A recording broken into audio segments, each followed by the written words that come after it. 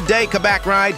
Kapag nakalogin ka na sa iyong BRP partner account at hindi ka pa nakapag-verify ng iyong business, lalabas sa home ang verification, katumbas rin yun ng verification button sa baba ng home. Kailangang verified muna ang iyong account bago ka pwedeng makita at mabook ng mga customer sa app.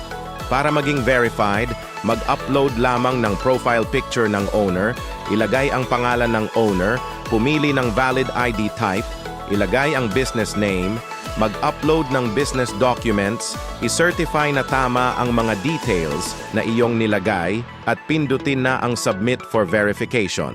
Hintayin lamang na ma-verify ang iyong business para pwede mo na itong i-set up para makita na sa app at makapag-order na ang mga customer sa business mo.